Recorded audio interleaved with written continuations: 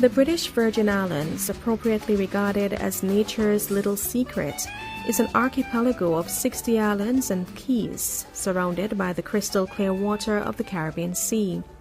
Its reef-lined beaches produce picture-perfect variations in the shades of blue water which brush upon the island's shores. But, like other Caribbean islands, the BVI is prone to natural hazards, such as earthquakes, storms, hurricanes, and floods. The impact of these events have the potential to disrupt the normal functioning of the community, cause widespread damage, and can result in loss of life and property. In fact, the territory has gone through its fair share of hazard impacts, and with each passing event, many lessons are learned and knowledge gained on how to better prepare for and mitigate against their impacts. Many people in the BVI have lived to tell about their experiences and can recount the distressing events that have occurred, from times when BVI men sailed the Caribbean waters to modern-day encounters with nature which have caused women and families on a whole to suffer major losses. Some of these individuals are still here with us today and can tell how these events have affected them personally and how they were able to recover.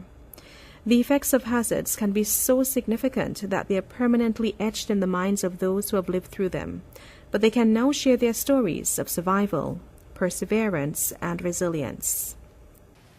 When I came and saw the house, the first thing came to my eye, what am I going to do? Where are the children going to stay? Where are we going to sleep? I wasn't wondering about myself, I was concerned about the children. I was scared because the boat was small and the wind was blowing hard. If I had anybody and some kids, I would have come on the boat. So coming down on the boat, when you get a certain distance coming down, once he came and take the boat up and push on, she settled down. And he turned to me and he said, "And oh well, we go on now." Keep my sister's head up because the water and the mud would have drowned her right away. The International Day for Disaster Reduction reminds us in the British Virgin Islands of the need to ensure that we can live to tell stories for generations to come and use past experiences to build resilient communities and to ensure that our people have the knowledge they need to survive. Obel Penn was a sailor who often journeyed throughout the Caribbean during the 1930s, 40s, and 50s.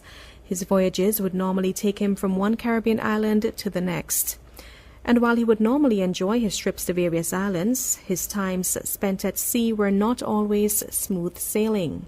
In fact, Obel recalls encountering severe weather at sea during the 1940s and 1950s. I went to St. Kitts one time in a small boat, and the captain met a lot of cargo there. And I told him that the wind is blowing hard, he mustn't put all his cargo on the boat. And he said he come to pick up cargo, and he meet cargo and he carry him cargo. I was scared because the boat was small and the wind was blowing hard. If I had anybody in St. Kitts, I would have come on the boat. So coming down on the boat, when you get a certain distance coming down, once he came and take the boat up and push on, she settled down. He turned to me and he said, "And oh well, we go on now." Then God had it so another sea come and pick her up and raise her up again. And we sailed it, we get into a rock. When I get into a rock, I went on the deck and I said this to him. "This will be the last time I ever come up on a boat with you." And I said this, which I know was almost wrong. Before you come on that again, I thief. Didn't mean it really, but that's what came to my mind. And that was in 1947. I was walking to a gentleman called Mr. Wagner, who had a yacht. And he was going on a tour, and he carried me with him. And if you have time, I could explain you what we did and where we went on that tour, and what kind of weather we met. We left from Beef Island and we went to Anguilla. From Anguilla we went to French and Dutch St. Martin. We went to St. Bats, we went to Sabre, we went to Statia, we went to St. Kitts, we went to Nevis, we went to Montserrat, we went to Antigua, we went to Martinique, we went to the Saints, we went to Dominica, we went to Guadeloupe, we went to St. Vincent, St. Lucia rather, St. Vincent, Beckway, Canavan, Carapoo, sailed on the water to Pickham Jenny, went to Grenada, and went to Trinidad. Coming back from Trinidad, we get in a storm. The engine stopped and we were drifting for about 4 hours. And when we get the engine started again, we came back and come back to St. Lucia. And from St. Lucia, we came back to Tolo. It took us 6 weeks to do that trip. When we are coming from Trinidad, the storm hit us on the sea. And the engine stopped and the boat was drifting. When we had to be on deck looking out to see if any boats and things were coming, how we get in a collision. And after we get the boat started, it took us 4 hours to get back from where we drift, come back to St. Lucia. I at least didn't feel good, because I didn't know where I was after the storm. Each of them get back to land again. So we all was, at least me and my friend, was scared. Rough seas were not Obel's only unpleasant encounter with Mother Nature. In 1960, Hurricane Donna passed over the British Virgin Islands as a Category 4 hurricane, which resulted in Obel's Parham Town home being flooded. Well, I remember one time we had a flood right here, and water came in our building there, the swamp, the whole place was underwater. And the bridge was there, that get blocked up, and the water couldn't run out. And the whole place was swamped. Even the water came in this house here, spoiled the carpets and all that type of thing. And we had some boats that drag ashore with the storm, and after the storm we had to go and get something and pull them out. Elton Georges, a former deputy governor, believes severe weather events in the 70s and 80s played a pivotal role in placing emphasis on the need for the territory and, by extension, the Eastern Caribbean to establish disaster preparedness programs. I would say the modern era in disaster management preparedness began in these islands, which was with Hurricane David in 1979. Hurricane David, if you remember, really destroyed a lot of Dominica. There were casualties and tremendous damage. And it passed well to the south of us. The center was at least, I think, 150 miles to the south of us, or 200 miles, I remember that figure. And yet, we experienced quite strong weather here, quite strong winds, rain, thunderstorms, and sea level rise. So you know that David was a monster hurricane, and indeed it was when you look at the statistics. The following year, 1980, another very strong hurricane, maybe not quite as strong as David, but very strong, then scored nearly a direct hit on St. Lucia. And St. Lucia suffered great damage too. It proceeded to the west, and it passed near to us, but by that time it had weakened, I think, to a tropical storm. So the damage was not great here. And it went on, and I think it reorganized and went on to do some more damage further west. The experience of those two storms is what I remember as bringing about the formation of an office in Antigua, based in Antigua, a regional office. It was realized that these storms affect the whole region, and we needed, as a region, to improve the way in which we were preparing for dealing with these events, and we needed to cooperate. So under the United Nations auspices, the Pan-Caribbean Disaster Preparedness and Prevention Project, which was shortened to PCDPPP, was opened in Antigua. And that became a center for training, especially, and helping the territories in the Eastern Caribbean to plan for disasters in general, but of course the main focus was on hurricanes, which were the ones that had affected us recently. And that began a new day. So here in the BVI, we also began to up our game, and we benefited from having some of our officers trained. For the first time in our administration, it became the part, say 1/3 of the job of a senior government official to a senior administrative officer, I think we called the title at the time, to focus on disaster preparedness for the year.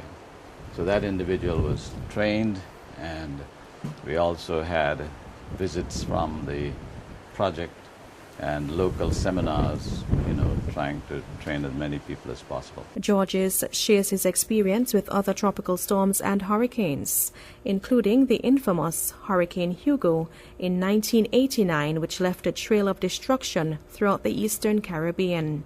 So I took over in 1983 as deputy governor, and that became one of my duties, to be chairman of something that was then called the National Emergency Advisory Council, NEAC.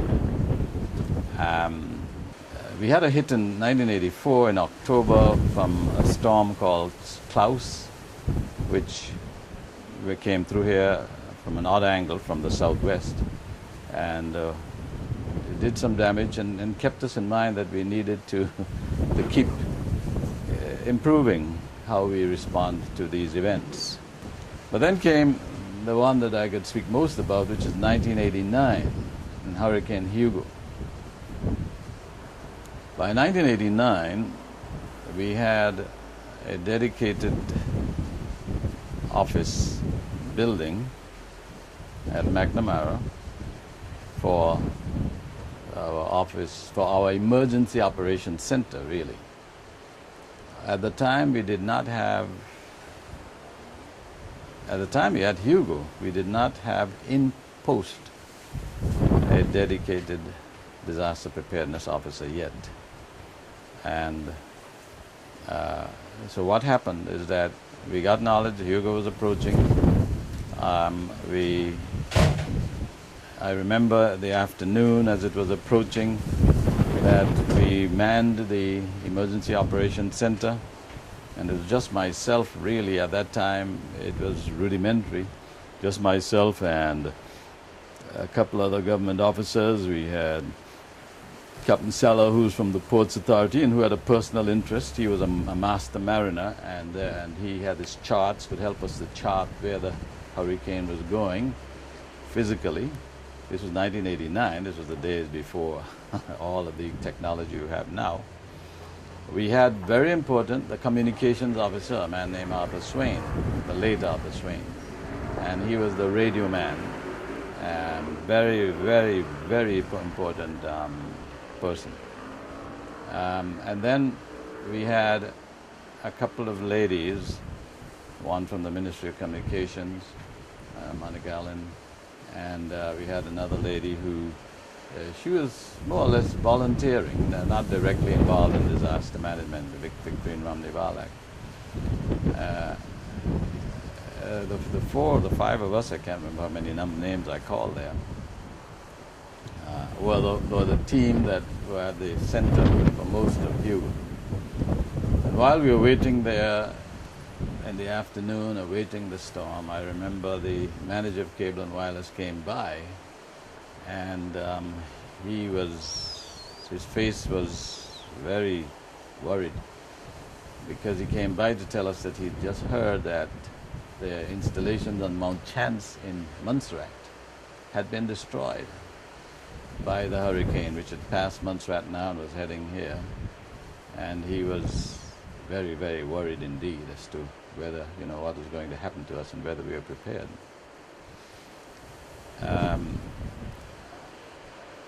As the storm had approached, of course, I had gone on the radio, ZBVI, which was really the only radio station we had at that time. We didn't have the FM stations. So I'd gone on ZBVI and in a couple of days before, trying to prepare people to, you know, to do what's necessary. We had a few shelters and all that was going on. The storm came on in the evening, and you know, as it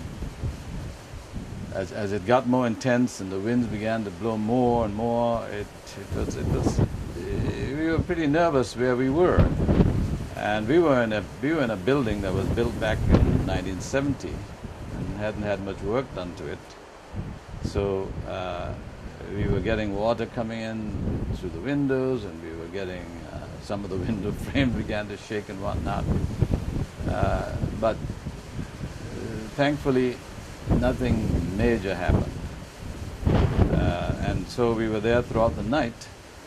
And the great thing, two very great things happened that night, as far as the populace were concerned, as far as we were concerned.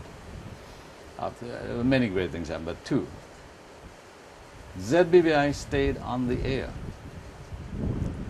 They had an emergency generator, because of course the power went early, and the emergency generator, which we helped them to get, was one that had been at the BVI electricity department, as it then was.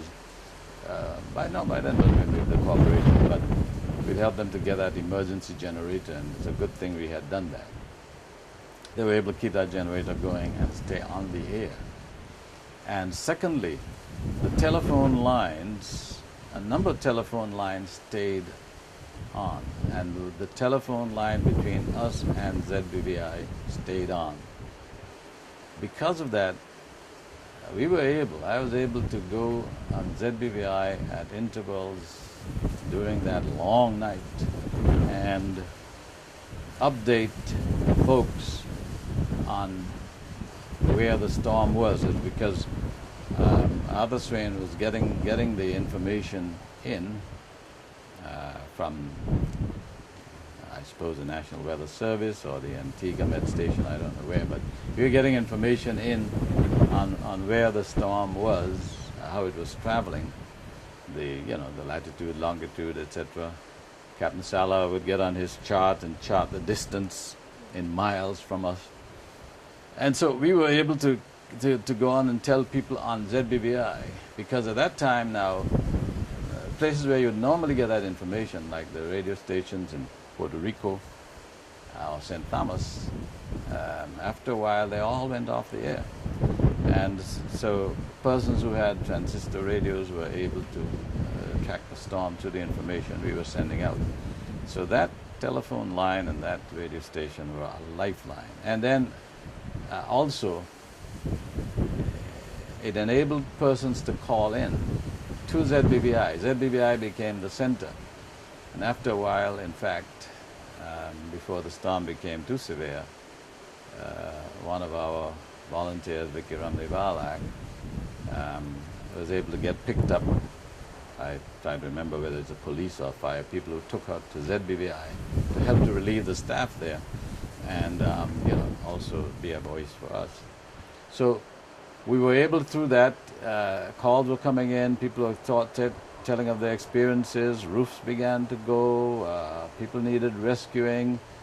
I have to say that the police and the fire department, at least as long as they could, took a lot of chances sometimes to go and rescue persons who had stayed where they shouldn't have stayed,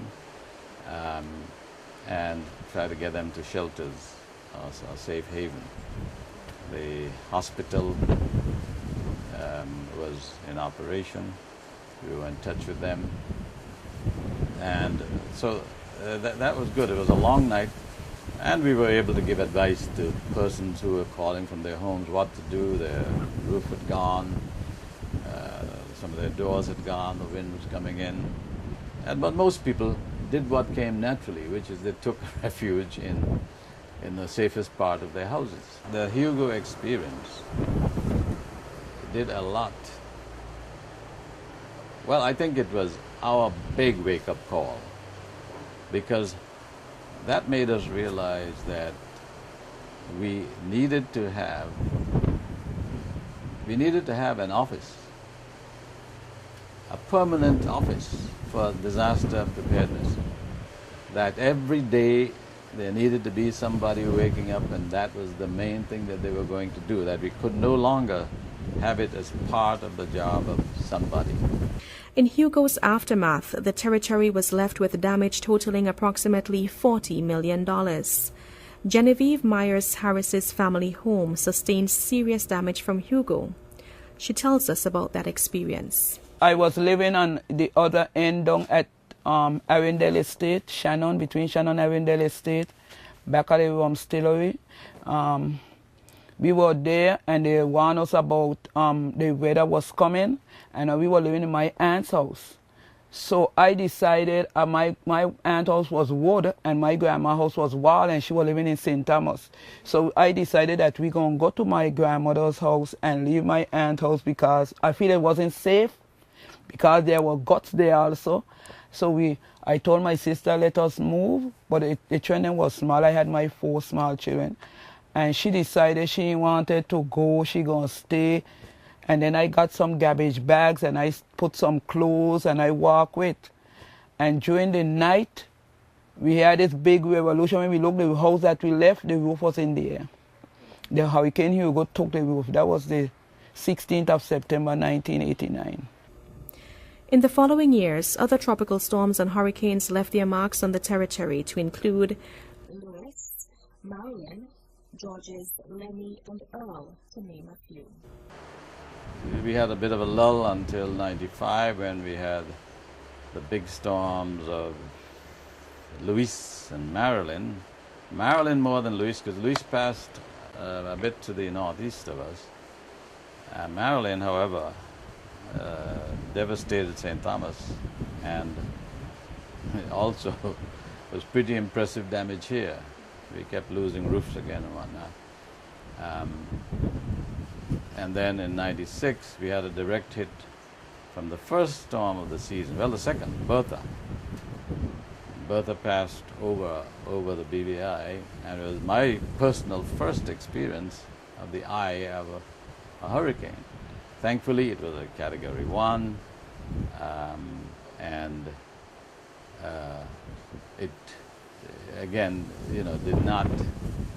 was not destructive like it could have been if it was Category 3 or more. But again, it was a lesson for our people in 96, because the experience of the eye led us to emphasize that there's danger after the calm. We were advising people, again through ZBVI, to stay indoors or just do very emergency repairs and get back in.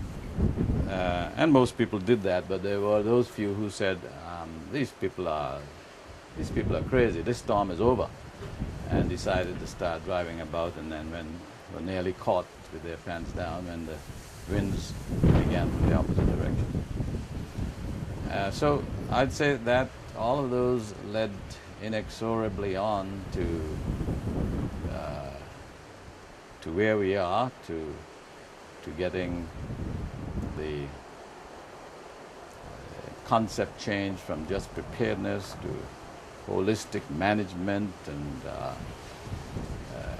the realization that we had to try to inject a disaster reduction consciousness into every aspect of government activity and the daily lives of people and of businesses and homes and everything. In 2003, a severe weather disturbance which featured a trough of low pressure and a cold front affected the territory from November 9 to 22nd, resulting in localized flooding, flash floods, landslides, and rock falls. 20 inches of rain were recorded over the 2-week period, resulting in damage to the roads, utilities, telecommunications, the tourism sector, businesses, agriculture, and other structures across the territory. The total cost of the damage was estimated at more than $19 million. The impact from the event required substantial cleanup activities. and scientific studies to help determine the causes, associated impacts, and recommended course of action to alleviate and reduce reoccurrence. Then in 2010, the period of heavy rainfall continued with significant impacts on more families. Genevieve Myers Harris was living in her current home in Cane Garden Bay at the time.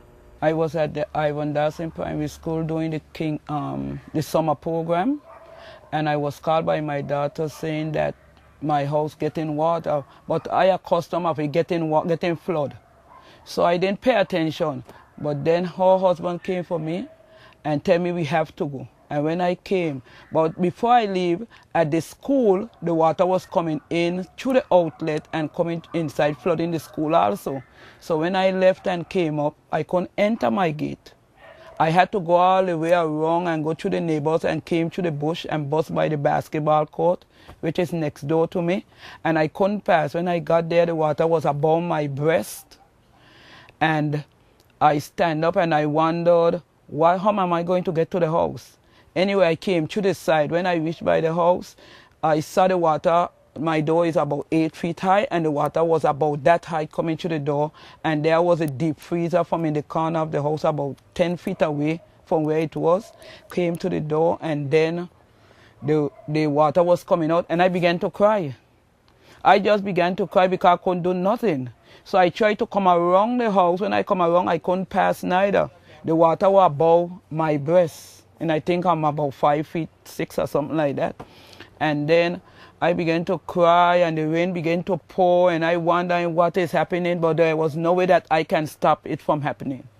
Because it seemed as I lay between 3 guts, and the 3 guts, some people built above us, and it seemed like they tampered with the guts. So what happened, the water is not going where it used to, it just make it way above me into the dry gutter behind the house, and all the water came in, knocked the bedroom windows out, and came right inside.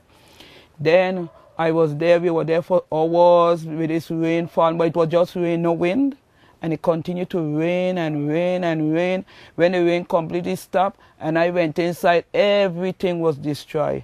The fridge wasn't no good, the stove wasn't no good, all the beds had to throw away, and I had to take the children and send them up next to Sunrise Bakery by a friend up at Puzzle to stay there for a while. For days they were there. All the clothes was going down the water. The clothes were just going out, and you couldn't do nothing because the water would have taken me too.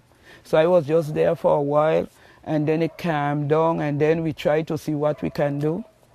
When I came and saw the house, the first thing came to my eye, what am I going to do? Where are the children going to stay? Where are we going to sleep? I wasn't wondering about myself. I was concerned about the children. Because it's about 10 children. It was. I sent the children to town, and I stayed in the house and tried to clean it, tried to clean up. Then the next day, solid waste sent a big truck and took everything away. And I really stayed in the house. Because I feared no rain gonna come again, and then another one gonna come and nobody isn't there. So I wanted to be there in case anything happened again. Genevieve's home was estimated to suffer damages of approximately $40,000. But for Margaret Board, the loss from a flooding event from Tropical Storm Otto in 2010 was even greater. With heavy winds and a lot of rain, we had a lot of noises during the night. Before we went to bed, we checked our sister in the back room. We checked the house to make sure that no water was coming in. Everything was fine. And then I was awake before midnight, and my sister came and told me the house is flooding. And I got up, I put my foot in water. When I looked, the gut was in the house already. Gushed in. The whole, the dining room area and all the bedrooms were covered with the water. The first room we checked was the room where my sister was in the back. And that's actually where the rock hit that area inside there. She was the person who couldn't walk and who couldn't see. She was blind. And her bed was near to the window. And believe it or not, that bed turned upside down with all the way down the wing. And a chair was there, and it came by the door. The rock didn't come, it stayed outside, but because of the hole, all of gut water came in. All the landslide water, everything came into the house. all the glass bottles, the cans that people put on the side of the road, everything was in this house. One sister of mine, Avis, was dying. I got her to sit in a chair near the bed, and she had to keep my sister's head up because the water and the mud would have drowned her right away. So I told her to hold her head up. She tried keeping her head up and with a flashlight in one hand and the other hand holding up my sister's head to prevent her from getting suffocated. For half hours, calling on the cell phone, calling the fire people, fire services people, calling maybe 2 or 3 hours before they came. Every time I called, they were trying to get somebody out. So I stayed out there by the door calling and calling for help. And praying in between, and my sister was singing and praying as well. I don't know exactly what time it was, but it could be like 4 or 5 o'clock. Or we were there for hours before anybody came. The experience made me feel terrible, frightful, but in the matter of prayer, right, faith kept me strong. When you keep calling, you see no help in sight, you're about to give up. She describes how they were rescued and what happened after. Yeah, well, like the first service department came, it was difficult getting up the step because they remember the water was on the steps too. It was a matter of being very careful in case you would slip down. And they came in, and the first place they went to take help my sister, and she had to walk because the whole of my hallway with the mud and the dirt and everything to get the feet into. My sister Gwen, who was admitted to the hospital right the night of the flooding, was diagnosed with pneumonia. He subsequently died in July the following year of pneumonia.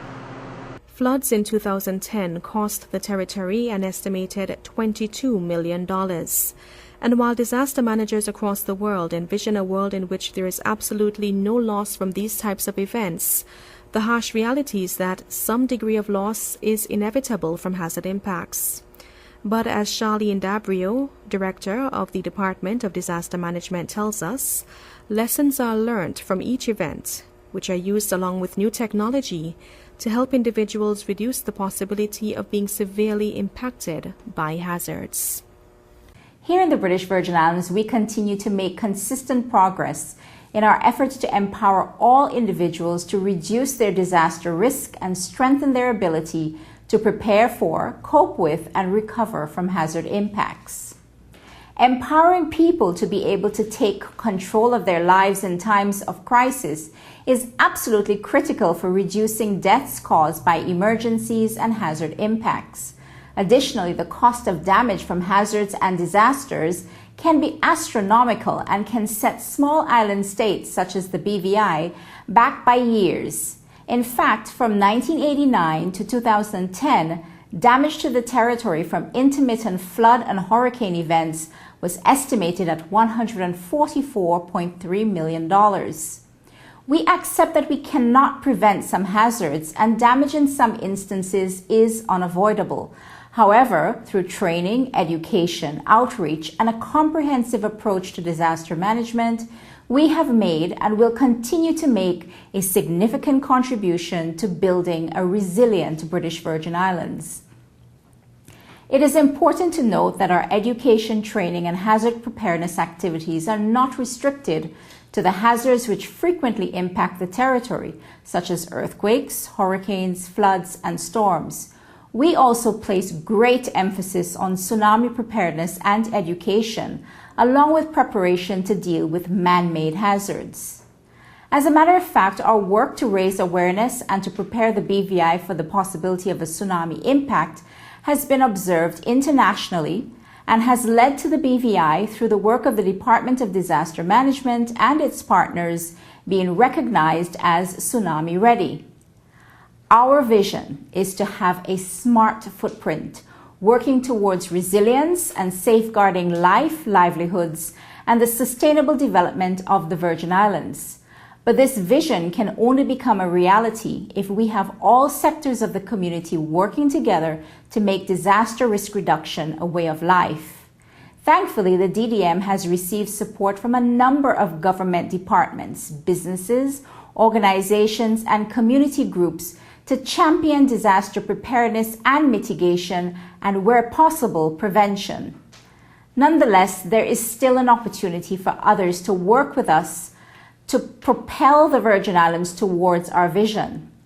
So as we reflect on the progress made, rest assured that we are also constantly looking at new approaches, new technology, and new measures to implement so we can empower our people to make smart decisions which will ultimately enable them to be able to live and tell their stories of resilience and survival.